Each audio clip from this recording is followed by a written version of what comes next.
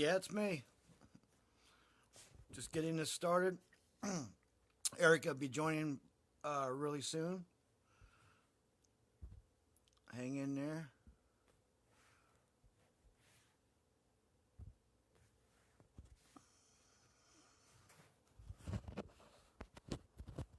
Okay. Hopefully all goes well. Hope everybody can hear me. If you come in, please write a comment so I know they're working. Say something. Hopefully it's going to be a great show. Really looking forward to talking to Ericka. She has a fascinating resume, that is for sure.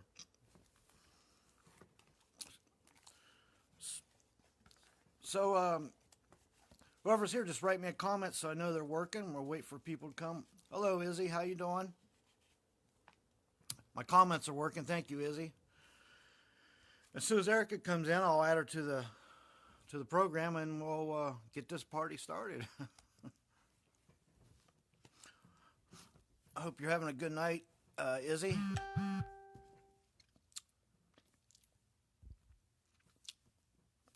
Just waiting for a few people and Miss Ericka to come in. Try to get this lined up as I can. And as soon as she comes in, I'll add her to the program. Hope everybody's having a great night. It's raining and miserable here for 2 days in a row. But it's not going to keep us down. No. It's not going to stop us.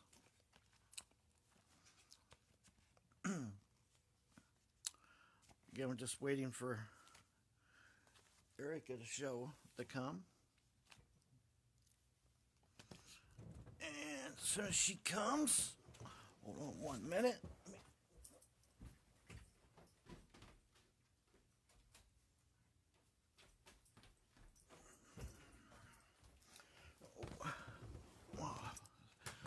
Okay, as soon as Ericka comes in, we'll add her to the screen.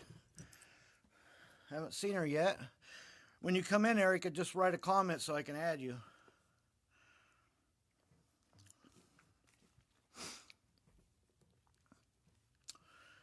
And she should be coming in any minute now.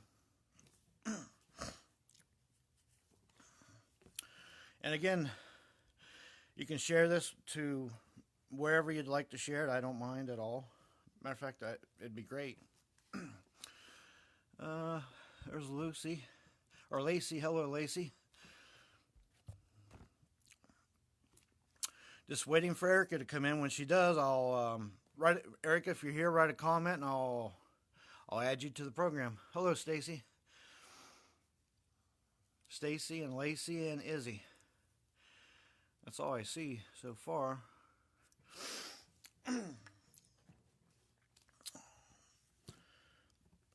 Hopefully Ericka sees me. You guys did.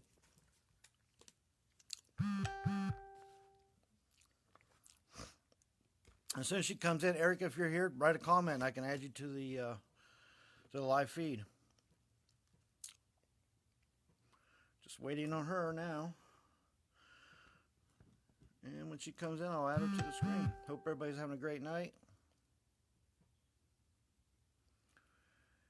I think Ericka's having trouble finding this video, which it's right at the top of the group. If one of you ladies are friends with Ericka, you might want to tell her to leave the group and come back in. She might have came in too soon. And probably, if she came in too soon, she would have missed the video. She might have to leave and just come right back. Hello, April. Oh, there's... Hold on a minute.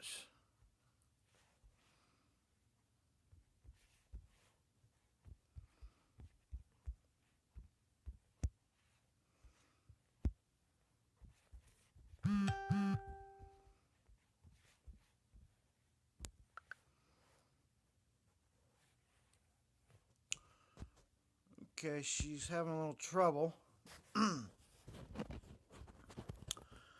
Oh, there she is. Okay. There you are, Ericka. All right. Just request Ericka and we'll bring you right on. Hey, finally. Nice to meet you. Nice to Nice meet to you, meet Eric. you, Eric. Uh, Uh, I'm getting I get a lot of echo. A echo. lot of, A lot of echo. Okay, is that better? uh, no. No.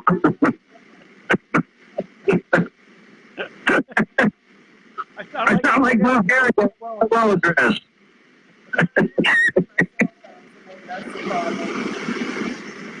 I can barely hear you, and I got and I got a bad echo. I don't know what it is. You got something else turned on out of the lights?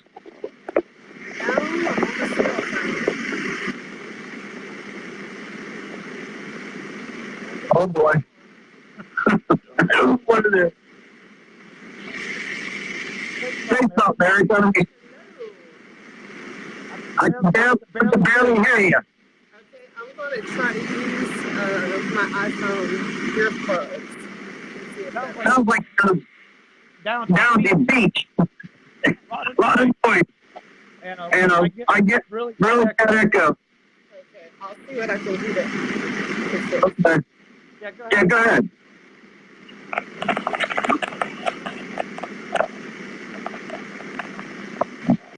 This is live audio for you guys. How about now? That was what it did right there. That was perfect. Perfect. Can you hear me? I can hear you. You sound perfect now. Before it was so much static. It sounded like you sit down at the beach. Well, anyway, I know I butchered your last name today and earlier. So if you would, please introduce yourself and give us a little bit about yourself, and we'll go from there. Okay, sure, yeah. My name is Ericka Boussarhane. I live in Pensacola, Florida. You can find me online at coldcasepsychic.com. I'm a psychic medium, and I love to talk to dead people. That's one way of putting it. Now, let me ask you to start right off.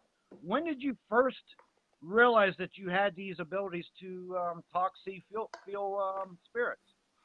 Well, luckily it is something that runs in the family. So I was blessed to have a mother and a grandmother and all of those family members that were also intuitive. So I never actually, grew up thinking that being psychic was wrong. I just knew that whatever I had, I didn't like it. And so probably at an early age, I know around 7 to 8 is when I first discovered that something was different about me. Mm-hmm. Now, you said your mom and grandmom, they have abilities also? Yes, my mom is very clairvoyant. My grandmother, rest in peace, was very clairvoyant as well. My mom practiced her intuition at a young age, but my grandmother was just basically a wise woman and would tell us things to scare us.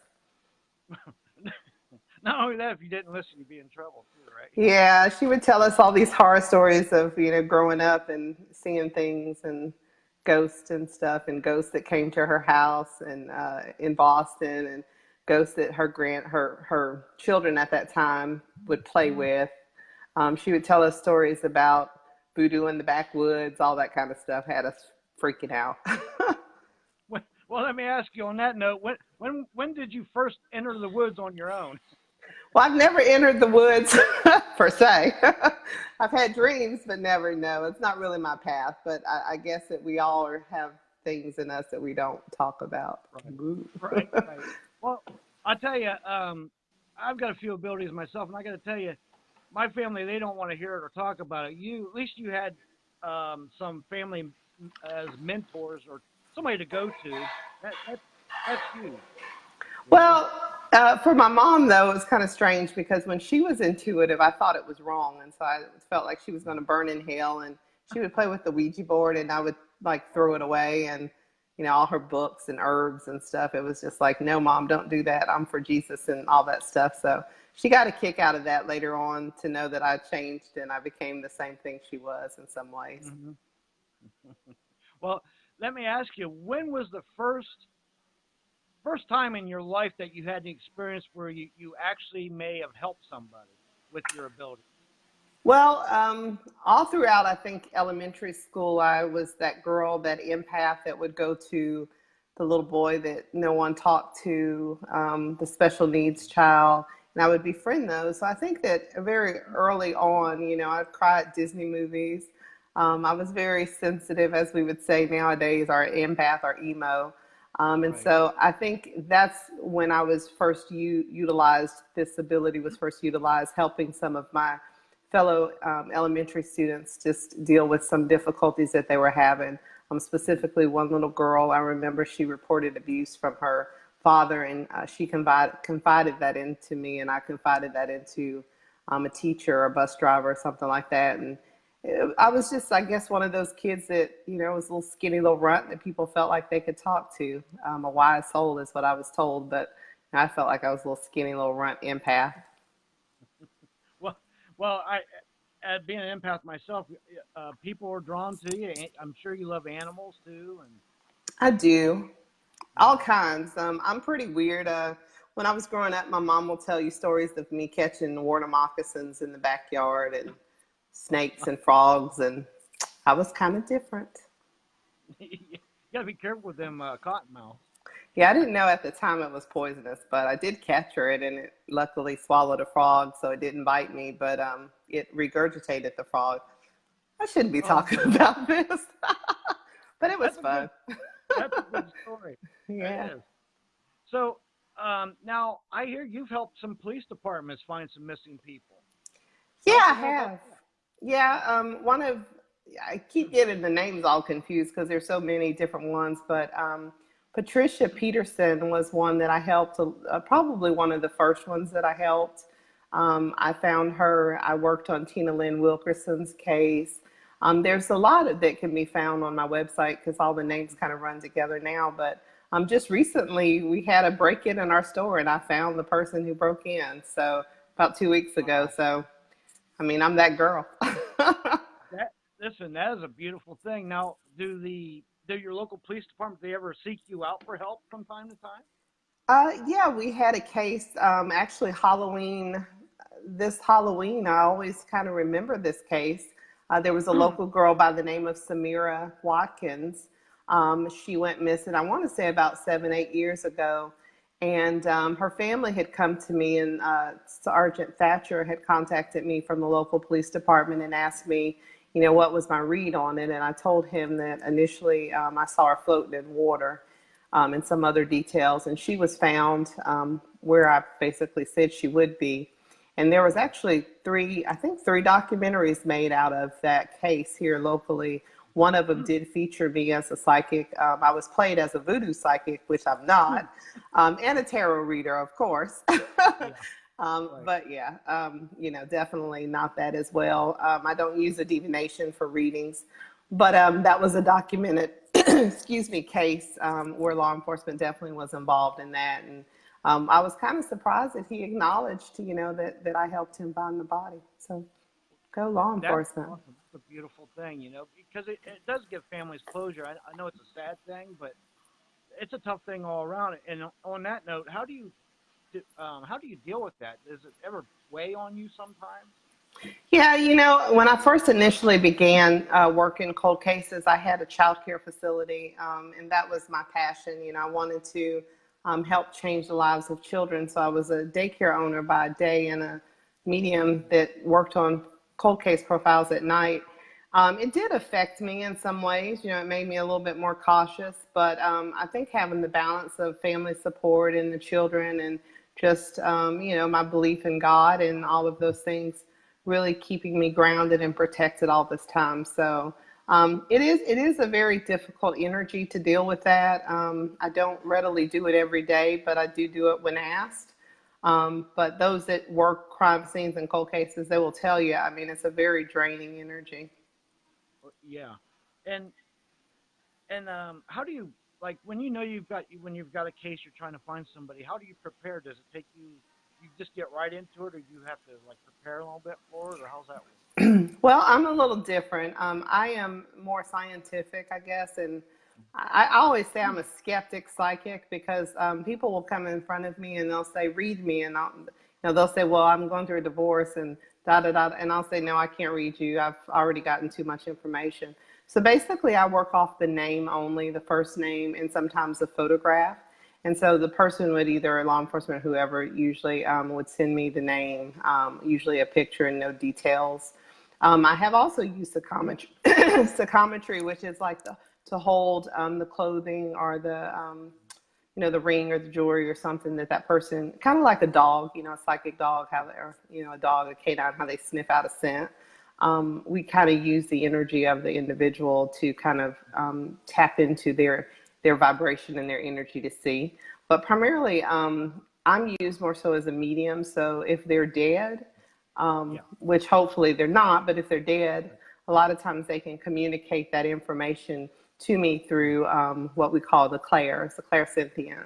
I'm really telepathic. I'm very clairvoyant, and I'm also clairaudient. Wow. And there's a question for you. Have you ever seen through the eyes of a victim their person that may have harmed them or killed them? Oh yeah, one of the first ones I read, another one here.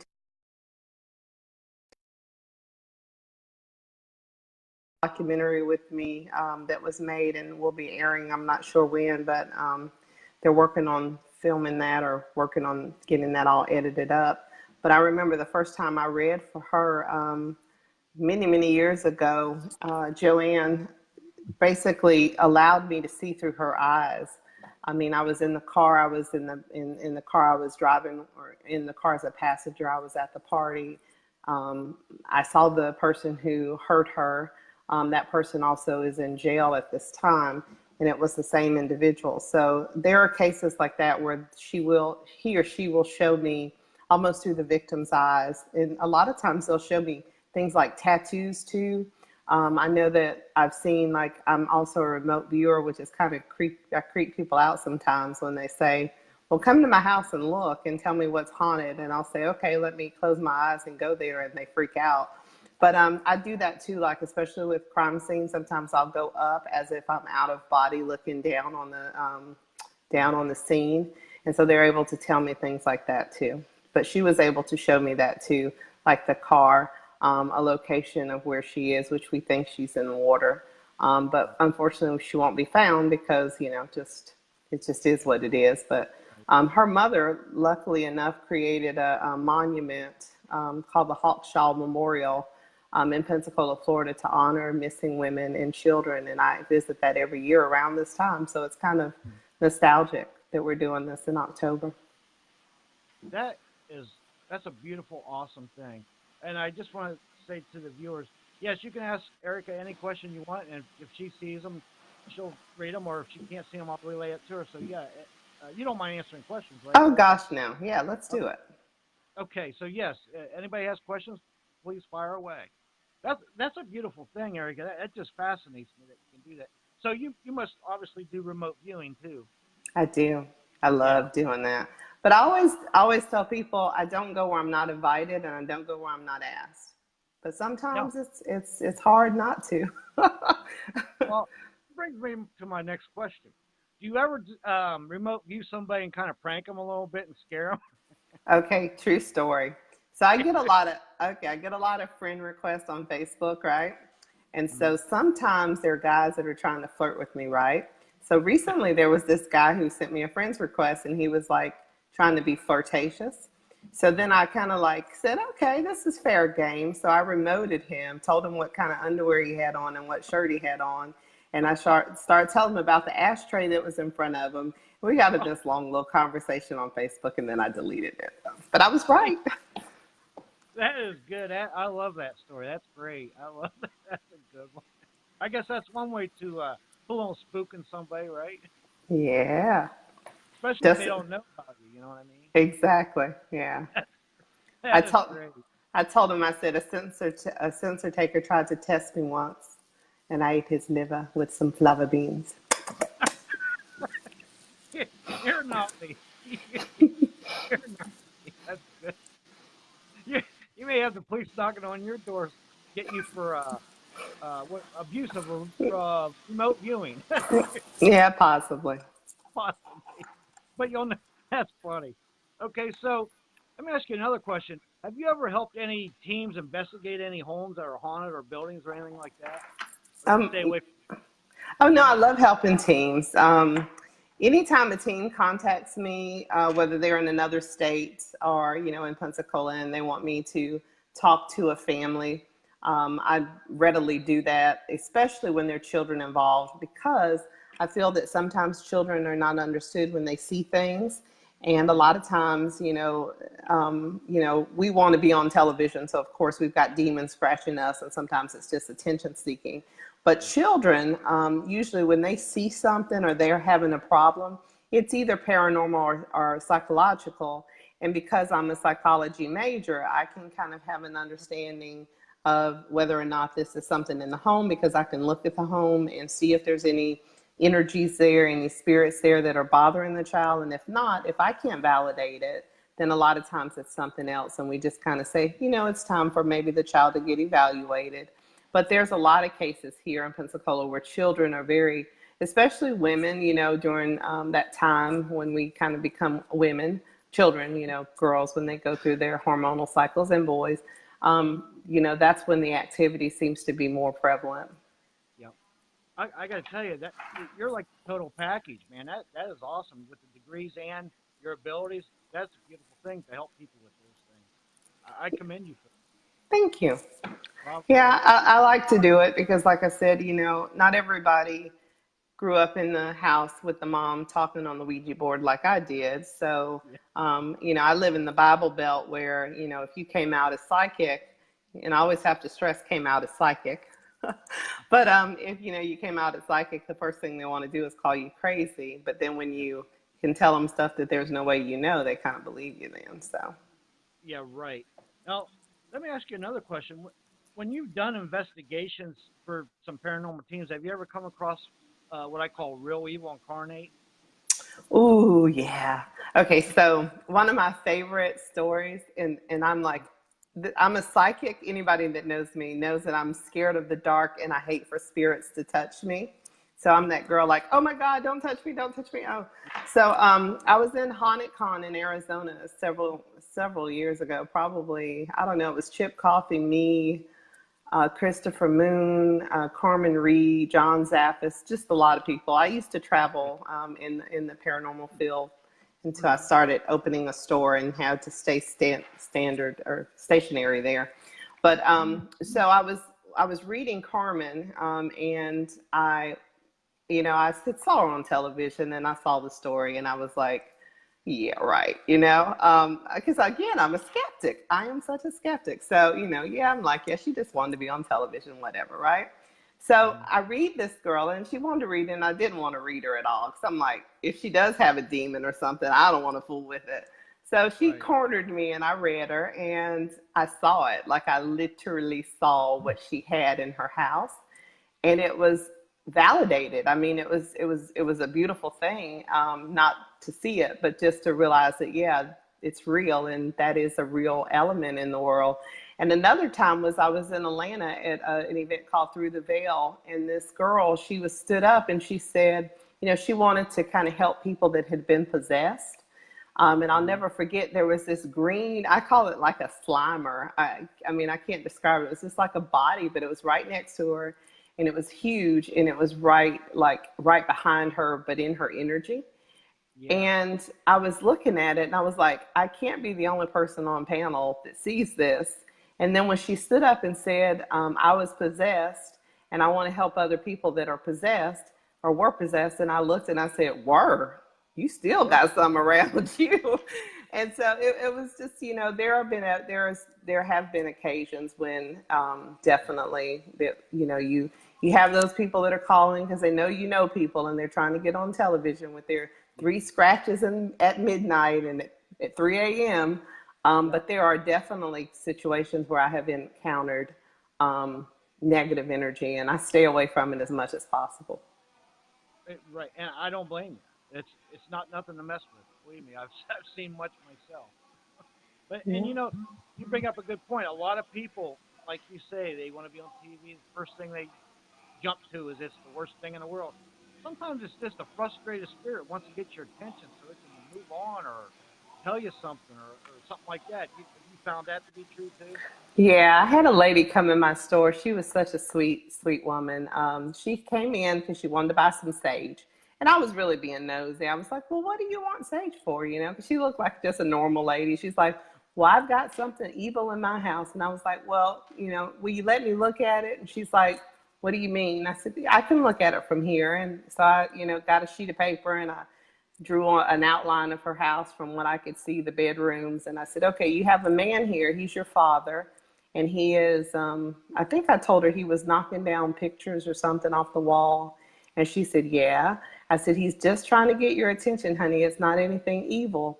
And it come to find out the family had been talking.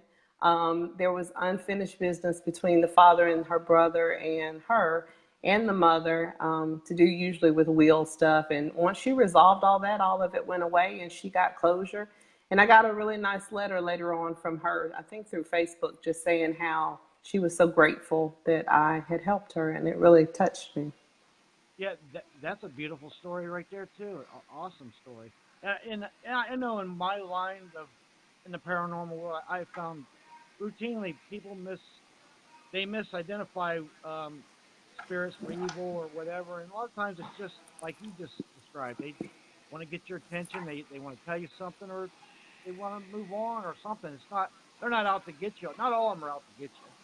No, and I think it's, you know, for entertainment purposes, you know, there's always TV making it look like, you know, the nun from the nun is going to come into your room and there are demons running around. And I'm sure there are, definitely, but for sure, definitely. But the likelihood of them interacting with the majority of the people that are claiming to have these negative energies are not, I don't find them to be truthful. Right, So, yeah. right, yeah. Because usually, unless it's one, you've got to do something to invite it in or attract it or something anyway. You know, So I will say this. I have found that people, especially teenagers, they have got this thing where you remember when Charmed was a show and yeah, everybody wanted to be a witch or, you know, their belief system of what a witch is. And I have lots of friends that are Wiccan. I have friends that are all different religions. So this is in no way any insult to them, because much love to all of them. But you know, you would get people that were miseducated about pagan religions, specifically children, young girls, young teenagers, young guys, and they would go out and they would watch a show that creates some other drama that has nothing to do with the Wiccan faith or the pagan faith. And next thing you know, they're doing all this stuff that has nothing to do with it, and then that religion would get a bad name. But I have had kids come into me, into my store, and open up what we would say portals of things because they're trying to, you know, be a witch instead of educating themselves on what being Wiccan is.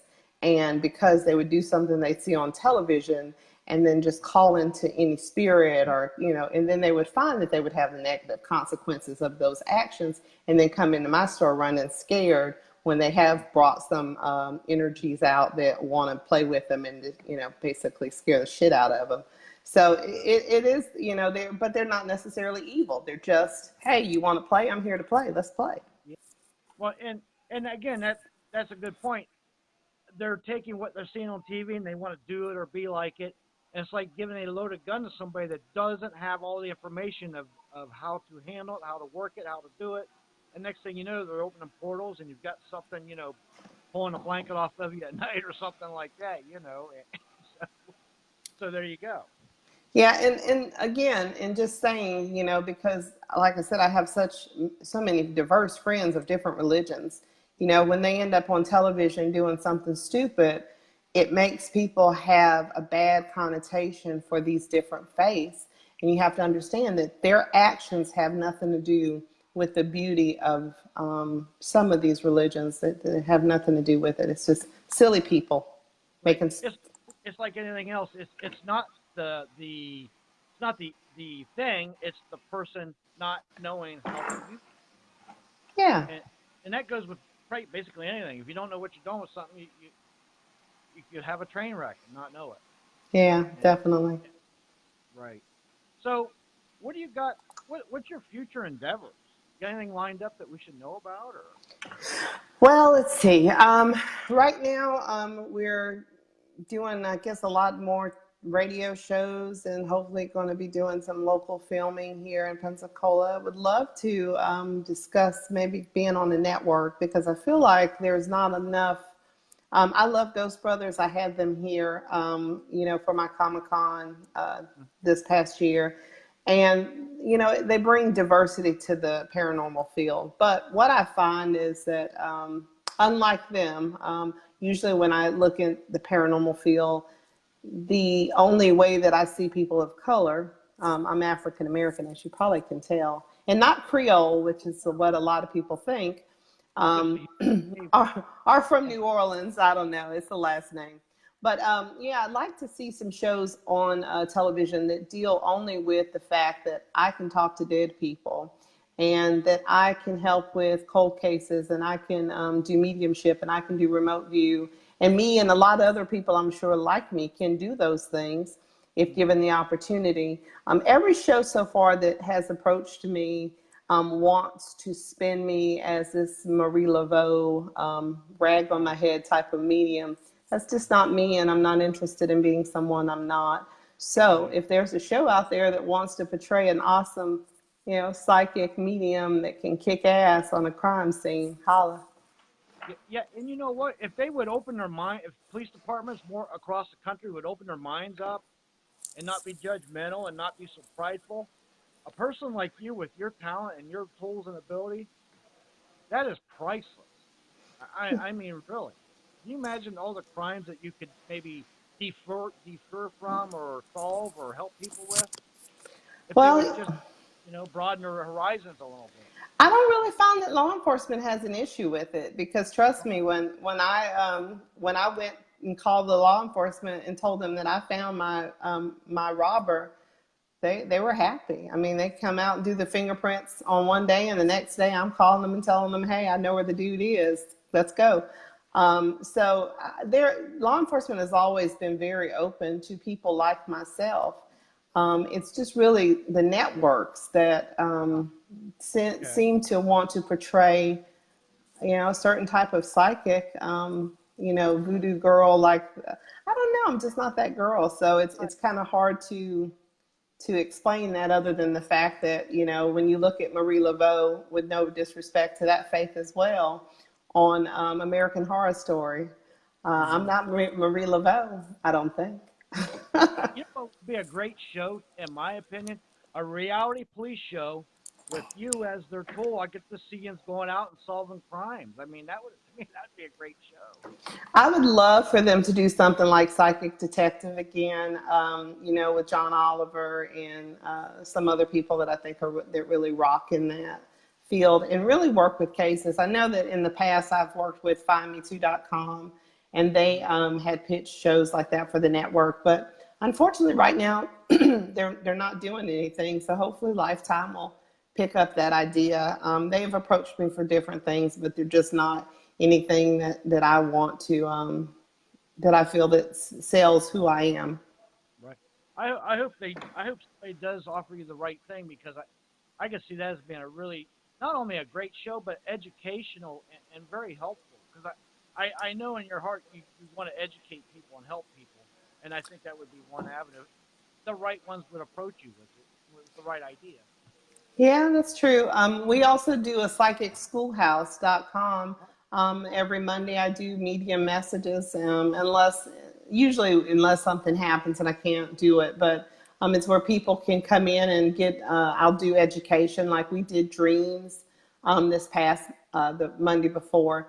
And then I'll open it for free readings. And so it's just me giving back to the community, and we'll have other teachers doing the same thing. It's similar to what you do in a group, a format. Yeah, okay. That's awesome.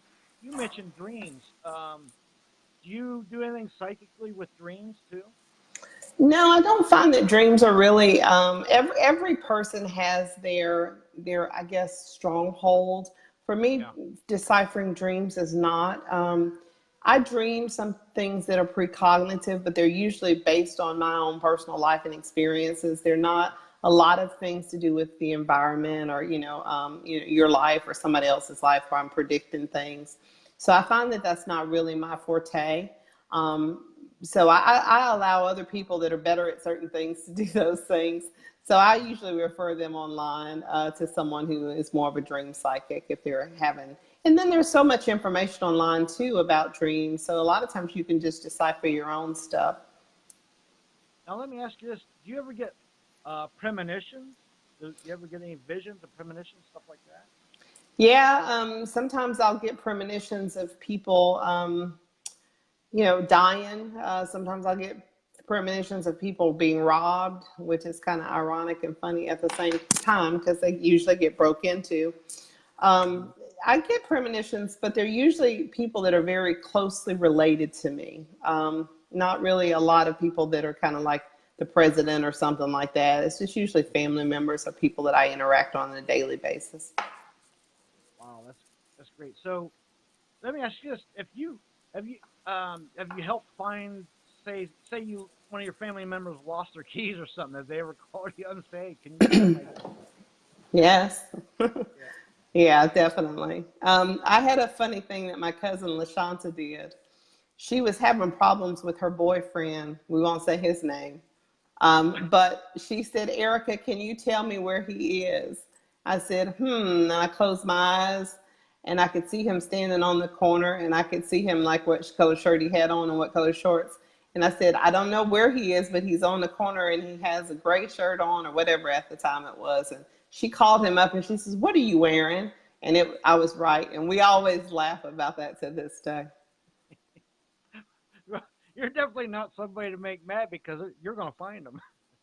Maybe. Maybe.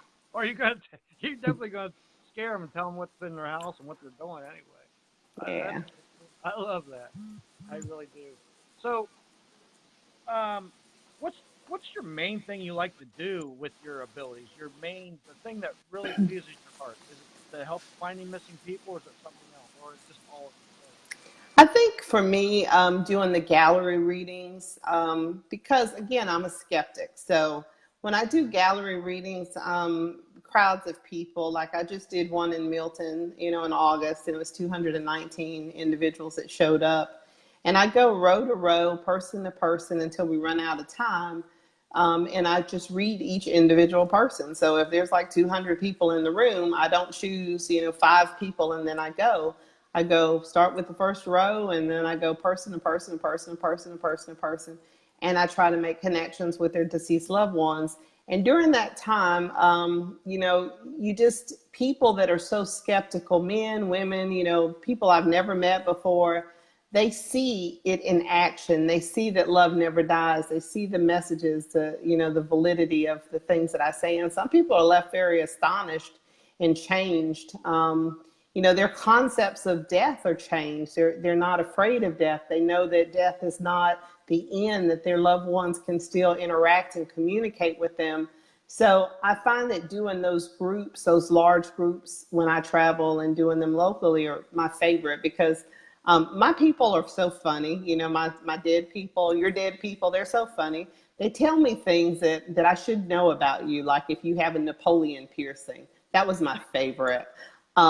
Just crazy stuff, and so they laugh, the whole audience laughs. And so there are tears and there's funny stuff too. And so if I had to say what I enjoyed doing the most, just because it's very random and, it's not repetitive. I don't see the same people and it's always something challenging for me. I love to do gallery readings. That's my thing. That's awesome. I would love to go to one of those. Now, let me ask you another question. Have you ever been to a place that there was so many spirits that you were just overwhelmed? That they just came to you like overwhelming? Yeah, when I went to, I'm trying to think, was Sloss one? Sloss Furnace? Yeah, Waverly was overwhelming. Waverly was, wow, yeah. Yeah, I can imagine. Yeah, it was kind of beautiful though, because I had gone into a room in Waverly and, well, I got to back up. I was on the top floor somewhere where I guess there were columns, I remember, and I could see children like, just walking around in circles, touching the columns as if they were playing Ring Around the Rosie. It was beautiful, and I started doing them with them. And the whole time I was there, I felt like I was in this trance. I mean, I could have swore I was on drugs. I mean, literally. I've never done a drug in my life, but I could have swore I was on drugs. I could see these kids just walking around, just like having the best time. And then I went in this room, an adjacent room, and this guy, I don't remember what he looked like, but I just know he said to me, he was dead and he was invisible to most. He said, "Don't come in here. You're going to get sick." And, it took me a minute to realize he was trying to protect me from getting TB, but he didn't realize that I couldn't get TB because he was dead and it was just crazy. But then I started thinking, well, was he trying to warn me that there was some dormant TB up in there someplace in the sheetrock that I don't know about? So then I did a lot of research about, that kind of stuff. But yeah, it was kind of life-changing for me to see that and to know that spirit didn't know me, but still wanted to protect me from getting what would kill me. That was kind of moving. Right. Now, Cynthia K. Chantel Hammer asks, I have heard psychics usually cannot find a body. Is this true, or are they not really psychic? It just depends. Truthfully, I can say from my own personal experiences that they can find the body. And if you don't believe me, that's the case, then look on my media. There's a lot of situations on my media page where you'll validate that. Mm-hmm. Okay. Let me ask you another question. How about past lives? Do you remember anything about past lives, or what's your take on that? I don't really get into past lives so much because my perception is different for them. I think that the people that I interact with, my dead folks, are not necessarily me as in a past life when I have those visions or memories of. I believe that in our DNA we have some kind of recall of past family. And because we're such a diverse family, we don't know if we had Native American great, great, great, great, great, great grandma, or, if my great, great, great, great, great, great, great aunt was a stripper in New Orleans, or, was a white lady in England. Because when you look at the genetic DNA of, where we originally came from, two people, obviously, and, who's to say it's not a memory or a memory transferred down in DNA, or something just where our family members is reconnected to us because they can. So I am under the belief system that a lot of times past lives are not really us. It's family, it's DNA, it's people in our lineage that come back to show us a story. And we feel that it's ours. It's our story, but it's really their story. Well, that's a good point. I never heard that point of view before. Thank you very much for that. Yeah. How about crossing over spirits? Have you crossed over spirits before? That's an interesting one too, where I will probably kind of be different too, is I believe that spirits can cross over without our help. They come here and go at their free will. We don't really control them as they don't control us. So them wanting to be here and to, have unfinished business resolved, we as mediums, I think we facilitate the human world with their interaction or understanding their purpose why they're here, but we don't necessarily cross them over. But when we say, okay, your dad is here because of this, and then dad could communicate that to us, or he was trying to communicate it, but it wasn't working. Once he's related that information to you, he then crosses over, or he doesn't cross over, he just leaves, or he says, okay, that's fixed. But he can come back 2 seconds later and give you a hug or goosebumps. So it's not necessarily, it's like a line where they go over there and, like we have to make them leave. I think they have free will, and we just assist them with, working with the world here when they can't relay the messages. Okay. And what's your take on attachments, like to objects or on people? What's your take on that? I believe that everything is made of energy and also can keep an implant of energy. And that has to be true in order for me to do psychometry, obviously, and to go into locations and to pick up previous energies or spirits. But I also believe that impression, that fingerprint, is energetic. It's not necessarily a spirit. And so whereas everything that I touch, if I have oily hands, will leave a residual fingerprint, spirit and energy is the same way. So to me, there are times when there are traumatic things that happen in a location and that energy stays. And so I, as a medium, will come and say, okay, there's energy here, there's a spirit here.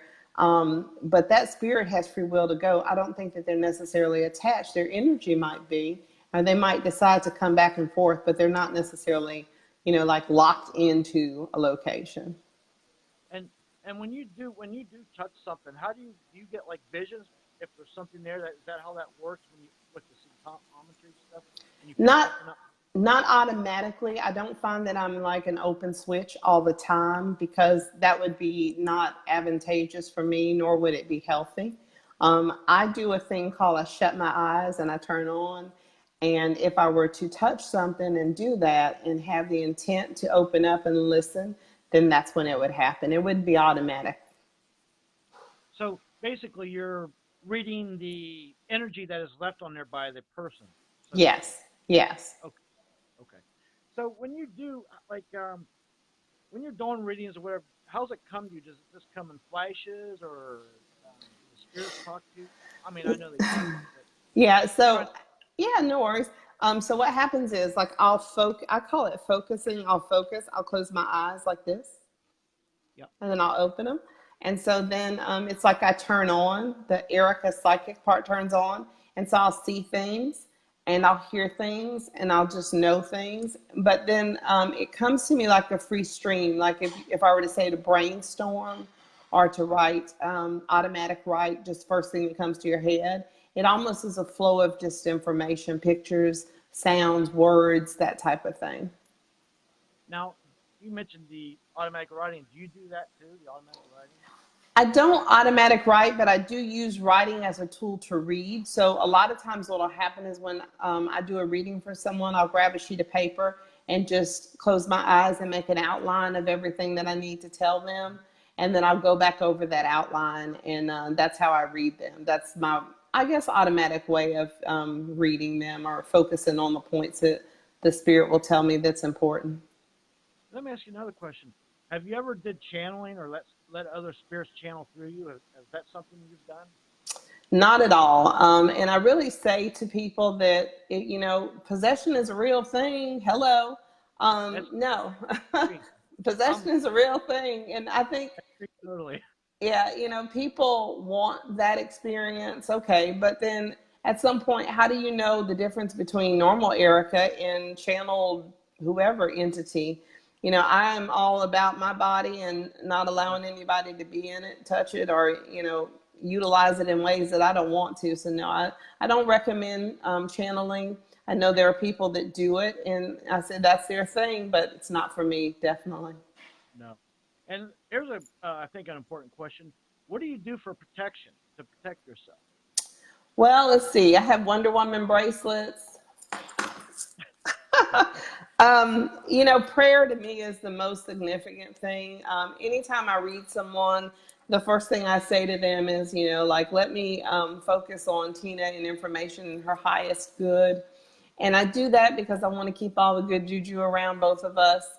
And as far as like saging and, I like frankincense and myrrh because I'm more biblical than anything. So I would, do the frankincense and myrrh resin or incense. Prayer to me, I love crosses and anything kind of Catholic, but I'm not Catholic. But primarily, I would say prayer. I'm a component of bubble baths and salt water and the ocean. And so those are my go-tos. Himalayan salt's like my best friend in the bathtub, and Epsom salt. So I'd say prayer and salt. That's awesome. And one more question. How about crystals?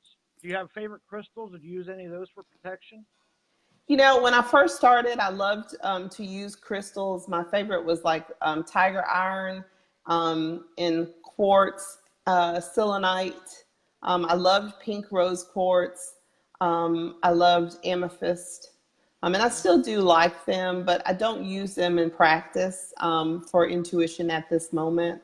Well, let me take that back. I will wear a hematite Ring to keep me grounded in hematite is probably my go-to. But yeah, when I first started out, I was a crystal girl. I loved crystals, but now I've just found that I'm okay without using them, but I recommend people, if that's their thing, use them. Yeah, I had to ask because my girlfriend popped in. She loves her crystals, so I had to get your point of view and your favorite ones that you like. Yeah. If you had a crystal, what was your go-to crystal? One that you really I would say selenite. Selenite is a good trippy astral travel. When I used to do astral travel, I used to have my selenite wands in both hands, and that was a trip. now let me ask you. That brings up a good question. Your astro travel. Tell us a little something about that. Did you ever have trouble coming back? Oh wow, yeah. There's a chick called Victoria Weston. She does runs hypnotalk.com, and she has this psychic development hypnotic CD that you can buy online, and she has this one that's called Astral Travel. So you do it in your bed, and she has this like binary beats noise in the background, and she spirals you out of your stomach, up into the, to the sky. And I remember the first time I did it, like I was shaking like that. It was the craziest thing. And I was so afraid when I went up that I couldn't go back in my body. And so I was so afraid of being possessed. That was the craziest thing too. So I jumped back in my body, like I couldn't even allow myself to go up. And that fear is really what hinders a lot of people from astral travel and also remote viewing and also doing psychic development. It's that fear of being possessed, having somebody else enter your body, and also not being able to return back to your body if you come out. But trust me, I do it all the time. And we mostly do it when we sleep and don't even know we do it. And you do come back when you wake up in the morning. Yeah, that's a very good point. Now, as far as that astro um, travel and everything, have you ever known of anybody that's had trouble coming back? Not personally. I have heard of people that have had issues with that, but I mean, I've not had anybody like contact me and said, "Hey, I went out of body and couldn't come back." So, I mean, I've read stories about, like traumatic things that people have experienced. But then, I just haven't personally had that experience other than the fact that me being feared, afraid that time and shaking like a mad woman. That would be quite an experience if you're out of your Yeah. body looking down like, hope I get back. Yeah. It reminds me of the movie Insidious when the kid left and they had to go get him.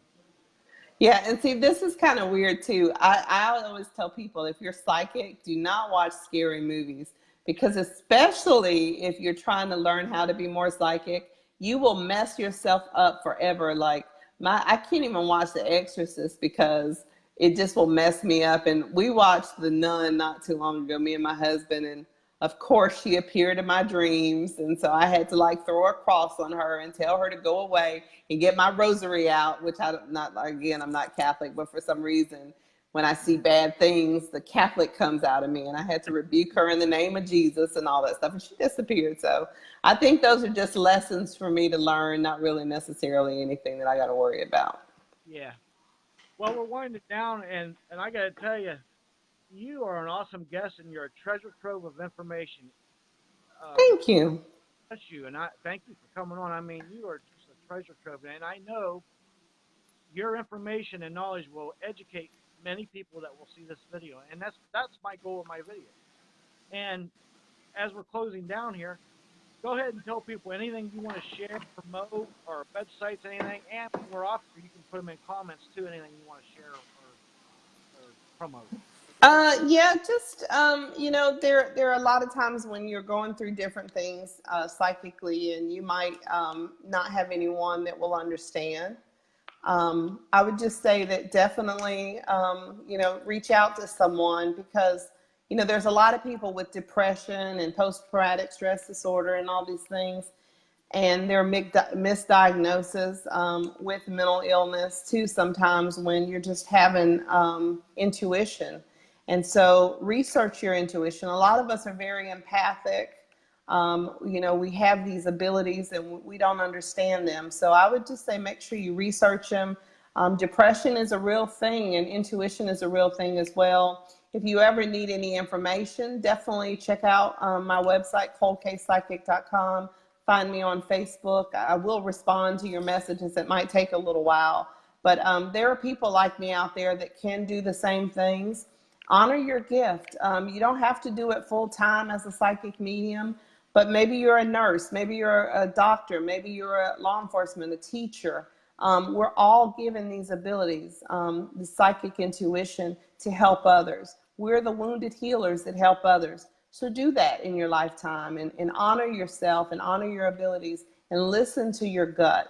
That's the best thing. And you know, the only other thing I will say for, especially for us empaths, is learn the word no. The word no is so hard for us to say, especially as empaths, because we want to help and do, but sometimes we can't. We have to learn to say no. And then the last thing I want to say is to pray. I don't care what faith you are. Use your faith, your religion, your prayer to help others and to help yourself. So if you have to say no to me, pray for me, okay? All right, thanks, guys. Thank you so much, Ericka, for coming on. Have a great night. Thank you so much. Thank you, too. Bye-bye. All right. And in closing, I just want to give a shout out to a few people. I'd like to give a shout out to Taps Ghost Hunters. Give a shout out to them. Give a shout out to my own group. I'd like to give a shout out to Night Dreams Talk Radio with Gary Tombstone Anderson. Tune into the show weeknights, 7 to 9 o'clock Pacific time or 10 o'clock to midnight Eastern time. Actually, tonight he's got a good guest on. Let's see, who was it? It was, I can't think of his name now, but it's a good guest. It's about an incident that happened at Mount St. Helens with UFOs and aliens. So tune into that. And everybody, thanks for tuning in. Have a great night. And stay in tune. Stay in touch. See you on the next show Tuesday at 7 o'clock Eastern time. Have a great night, everybody. Thanks for tuning in.